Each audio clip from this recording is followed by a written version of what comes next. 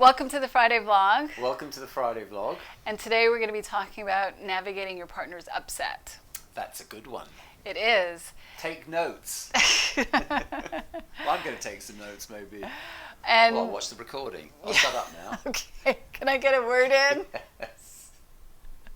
So this can be difficult for either partner. When one partner is upset, the other partner might have a hard time dealing with that. But I think we do need to bring into the equation that there's an awful lot of conditioning, especially for men, around feelings and emotions, and how men, as young boys, are told not to cry. They're told not to be vulnerable. They're told to be strong. Not all of them, but there's just this cultural stereotype. And so I think in general, it does make it harder for men to be with emotions. Not for every man, I want to make it clear, but I think there is a conditioning at play. Yeah, and I think that the big conditioning, or the gender stereotype that perhaps is not so obvious, maybe it is, I don't know, and I've certainly fallen victim to this myself, is the idea that we can fix this situation and we can get you back to well-being in a heartbeat. Just let us help you, and that's that fixing idea that really tends to upset the apple cart. Well, that they go together because it's hard for you. Let's use you as an example rather than the abstract.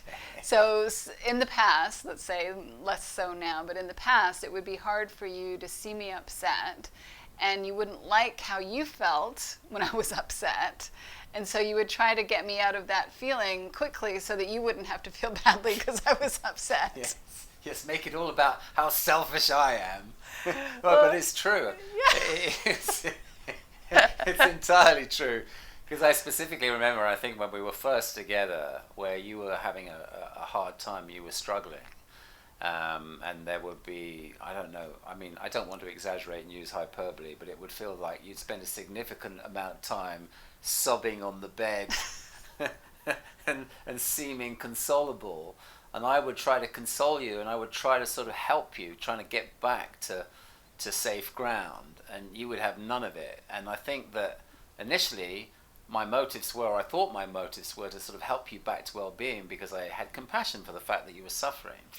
But then it got to a point where I would start to get frustrated that you wouldn't let me help you, and then I'd get angry because it's like, you're really messing up my well-being here. Let's get back there as quickly as possible. So it almost like I felt like I was the one that wanted to be sobbing on the bed and joining you in it for the fact that you were robbing us of our well-being. But yeah, there was definitely that sort of compulsion for me to try and help you, and I think that probably is a gender stereotype, and that we feel like, let's get back to safe ground ASAP, and let's look at how we can do that, rather than kind of like be okay with the fact that you're probably allowing these feelings to move through you, and the moving through you is actually cathartic. It's actually helping. It's actually the intelligence in your biology, your human design, looking to sort of help you move through this experience of suffering. I mean, and I think that yes, us menfolk don't like the suffering. We feel like, oh yeah, there's something to fix here. Yeah, well, I think then that's exactly right. If we had known, myself and you, more at the time, that we naturally stabilize, you don't need to fix it, I'm going to settle, then I probably would have settled a whole lot quicker, because we would then usually end up having an argument about how I didn't feel heard and how you were showing up in the way that I felt was helpful. Yeah. And so there was a real mismatch in terms of meeting each other in terms of what was needed. And there is a real economy of words that can be used in that situation, whereas I'd be like racking my brains thinking, how can I solve this problem for my girlfriend as you were then, rather than kind of like, I really see that you're suffering here, and have compassion for that.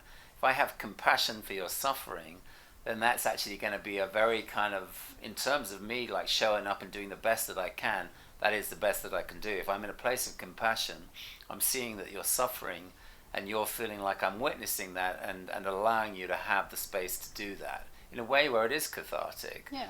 And the old me was like, no, let's fix this shit as quickly as possible so that I can experience well-being. Yeah. But compassion is the secret sauce. Absolutely. And so really, for anybody, When it, what? I didn't say something. I didn't Okay, say go something ahead. important.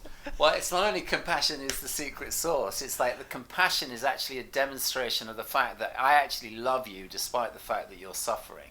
And I think one of the things where things tend to go south is that this person, my boyfriend at this point, it doesn't... Your boyfriend? I mean, I'm speaking from your point of view.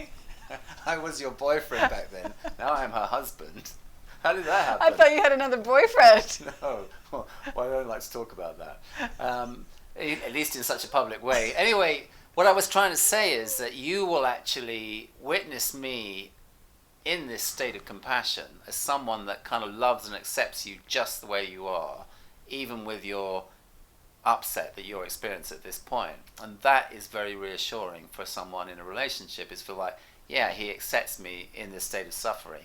Me trying to fix it is actually me not accepting your state of suffering. Worse still, you're probably absolutely seeing that it's actually a purely selfish act. And I'm trying to get you back to well-being for my own benefit as quickly as possible. Okay. That's what I wanted to say. Thank you. Well, and I want to piggyback on that, and that really when anybody is upset, what you're saying is we can hold space for them. And when we understand that their upset is normal, it's healthy, it's just part of being human, and that we all have nervous systems that are naturally going to stabilize, there isn't anything that needs to be done to fix it. And actually, when someone's upset, whether they're sad, whether they're angry, they're not really able to hear solutions. Like, you could have the best solution in the world, and I wouldn't have been able to hear it because I was so upset. So I was going to reject anything that you said to me at those points in time, because at that point it's not the solution that's needed. It's just that, like you're saying, the loving space to be with your partner while they're upset. And what happens is when we aren't able to stay regulated in the face of our partner's upset, then we go into all kinds of coping mechanisms, which is what you did to try and find a solution to get me out of it. And I think it's also legitimate and important to say that we have to be honest. And let's say I'm really angry with you and you don't have the bandwidth to hold space for my anger, then you're going to have to let me know that I don't have the bandwidth to do that, and take care of yourself. And then hopefully we can reconvene in another time and have space to really hear what needs to be said. But when we're able to hold space for our partner when they're upset, it does create such an incredible depth of emotional intimacy that does wonders for the relationship. Yeah, no, absolutely. Yes, space is the operative word, and for me, I feel like this is kind of an insight. I'm getting a deeper way of seeing this now for myself. Is that if I do show up in a way where I can give you this space and have some compassion, the opposite of that is me trying to fix it because I want to get us back to well-being. And I know that we have all these spidery senses as human beings. You're probably seeing straight through that facade, and that's probably just driving you nuts, and probably now bears testament to the fact that in those situations, upon reflection, you would get kind of mad at me because I'd be trying to help you, and then I'd be like mad at you because you wouldn't let me help you. But really, it was purely a selfish act, and you could see right through that. Yeah, I mean, I don't know that I consciously saw, but it didn't feel good. I knew it didn't feel good. Yeah. And I knew that I just wanted space to be myself, and I didn't feel like I was getting the space to be myself. Yeah, and I think you're right. I don't think it is conscious, but on some level, we're kind of like we're disconcerted by this behavior. This lack of acceptance that I felt. Yeah, so hopefully this is helpful. It might just seem like common sense, because really it is. If you're able to stay emotionally regulated, hold space for your partner when they're upset, they will regulate, their nervous system will settle down, and then once they're settled down, if there's anything to talk about, you can talk about it then. Solutions will be welcome at that point. Absolutely. Have a great weekend. Take care.